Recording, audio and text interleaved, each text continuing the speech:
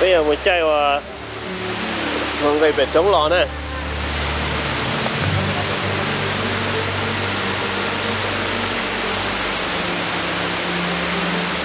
cái cua này bên kia nói của cái cột dê có chỗ một lát phải ra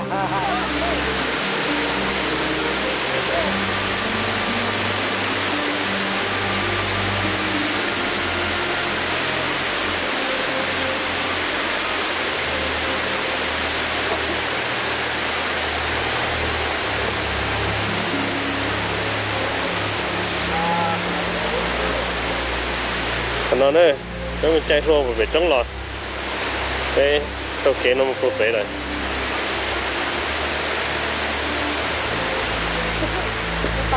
có một con tàu nào ạ tàu đó ok ô bài sao ô bài đây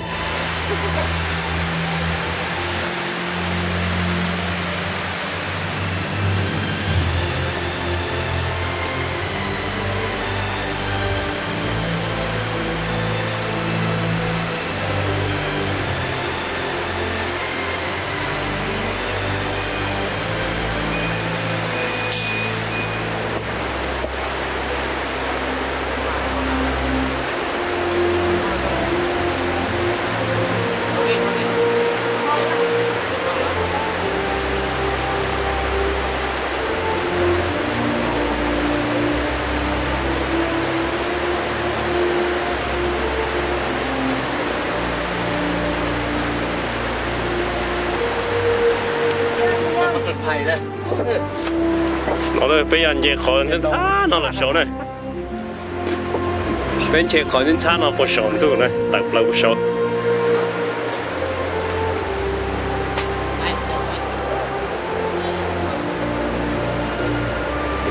bạn đây á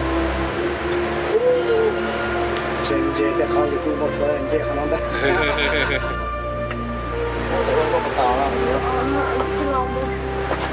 coi đây không ạ? thôi rồi chế gì một cái đó cho số chứ mình làm cho số chứ mà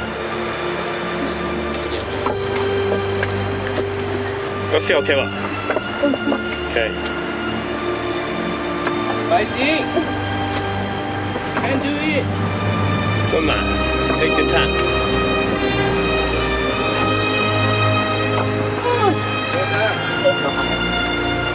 can do it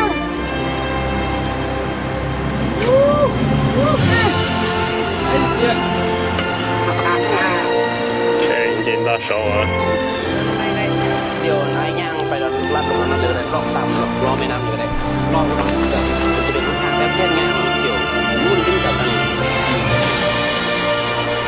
này tụi nó gì là đấy tụi nó nên gì to là đấy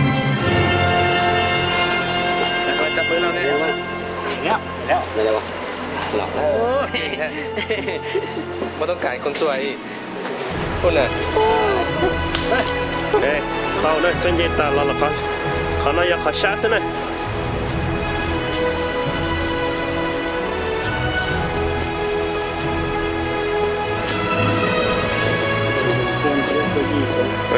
đúng rồi dọn dĩ một nụ cười hey hai đứa rồi lại đâu á hai chục sát giờ bị cái tôi chỉ cho nó tôi cho đấy cái cần rồi đấy nó tổ yến trai rồi nó there you go nó mua cái chuyện rất là còn nó đây để chơi một phần là hai tay bên nhau thì không phải là ăn mà nó không có đây chỉ có cái mà lại không có hồ đây chứ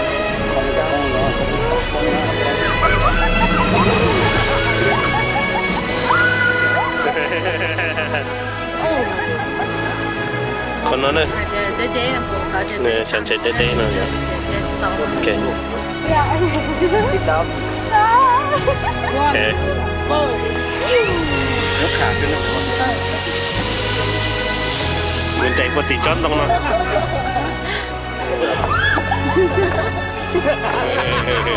để mua hiền thôi đây là chúa hiền liền rồi nhá sao còn mỏ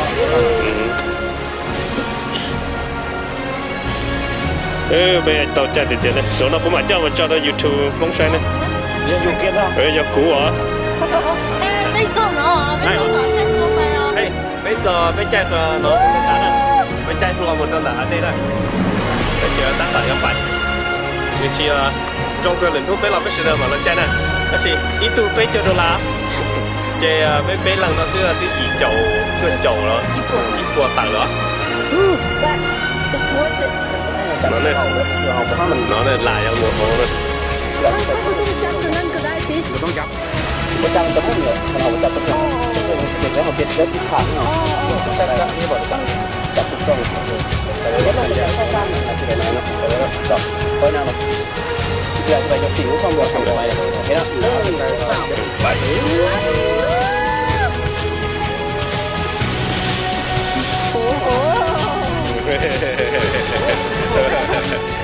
còn luôn không thể không nói cắn lên nhẹ ô có sự khâu lại có một bóng cái đó tập để sát gan rồi cắn lên nhẹ sau cắn lên nhẹ luôn đó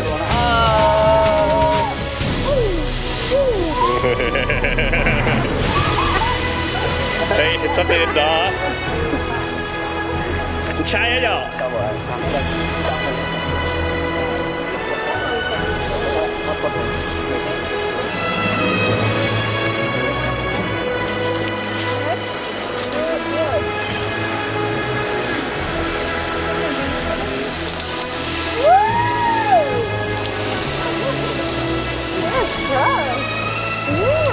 bé Mỹ tuần đông thấy tuần đông sao?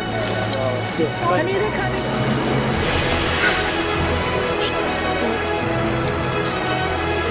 Okay rồi quá. Very fun. Very fun. Yeah. Bây giờ người đi đã tôi tự tin tông tiền á, rồi muốn này. Hoping that one day I will get to ride. Mình chỉ là một tí này. Okay. Phải đấy giờ ai giờ bèn này xong cùng lòng mình thôi. Tôi đã phải con không phải vài tí này Nhìn hoa sữa lại chai một tí này rồi đó tao đã ở bên chụp thì chắc là cái nó bên chắc là trong vườn này là bởi vì chế không thể cặp hai cao nào chứ ngoài là cái nhiều khi nó không có năng luôn nhưng độ xong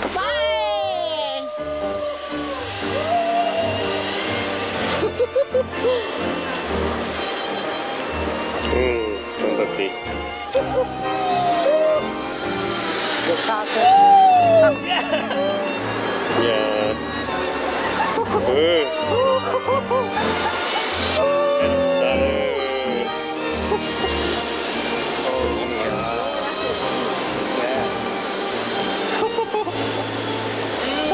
shit up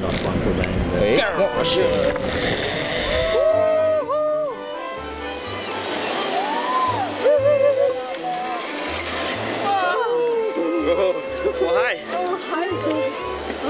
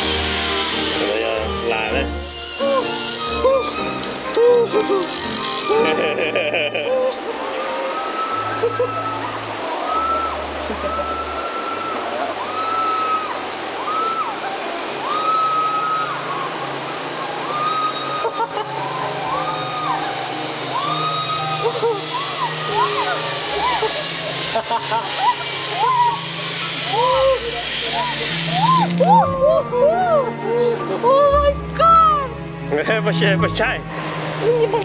Nhìn na như bọn này.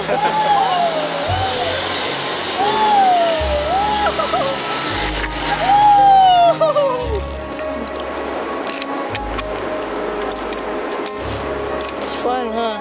Yeah. Yeah, afraid? No. It's fun. It's fun, huh? Right, yeah, that should make you the light. Yeah. Chào à, she in nữa hay.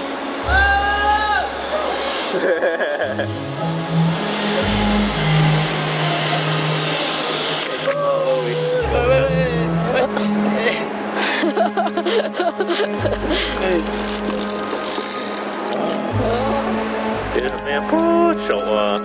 đây. Để bây chuẩn bị nó đã hậu thì nó đã hậu vậy bé mà đi bay hậu bay nó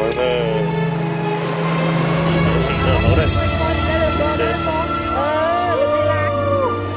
gì chơi mua hậu đây em nó có chắn hết đây gì nghĩ nó hậu đây take your breath away đây cái lên nó trở lại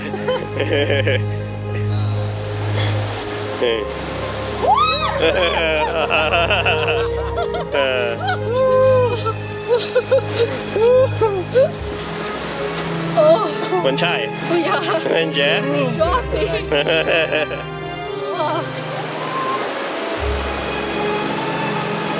một tí nó này phải chẳng một tí nó này cái một tí nó thì bé mà đi nó là khó đi nó là khó nó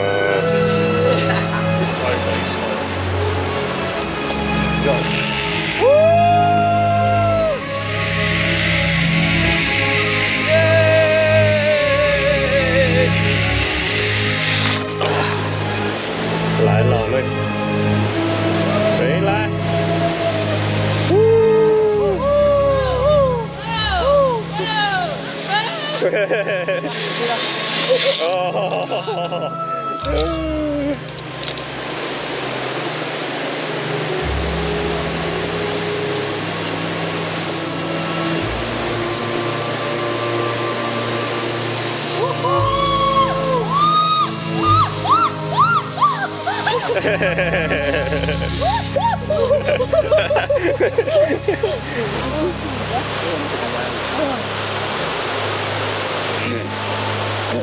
Đấy giờ muốn tôi đặt nó này, đấy mình tôi đặt nó. Anh chuột lưng lên thì đây thì nó quay.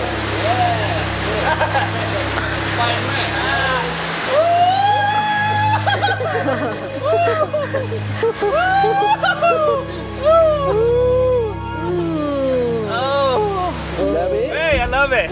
It's fun.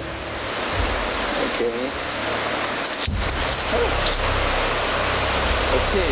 Là này, là mù này. Sam, bye.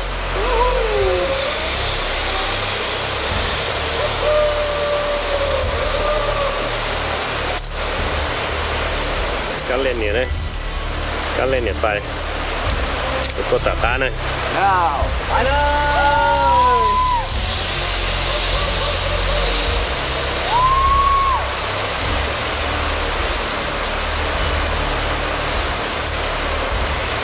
Go. Yeah.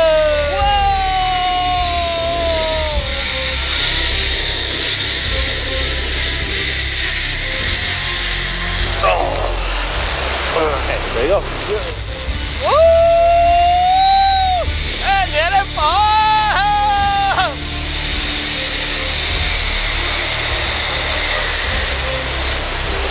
Wow, yeah.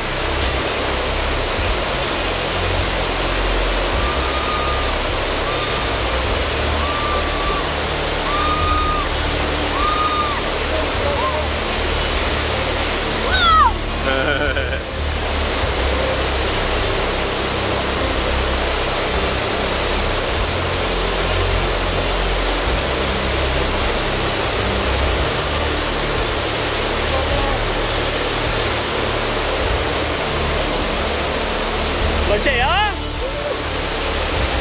Đấy cho nó nhá hồ này.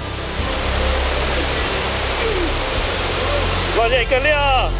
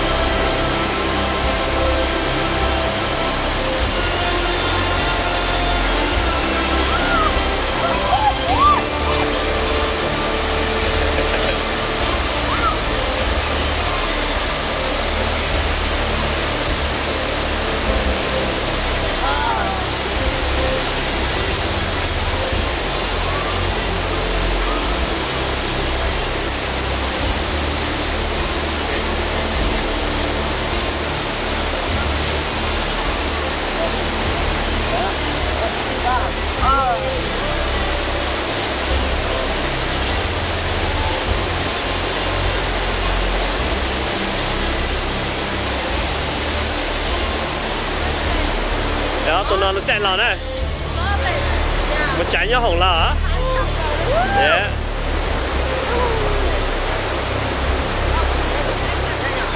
Nay chỉ nó với mù lò rể trong phố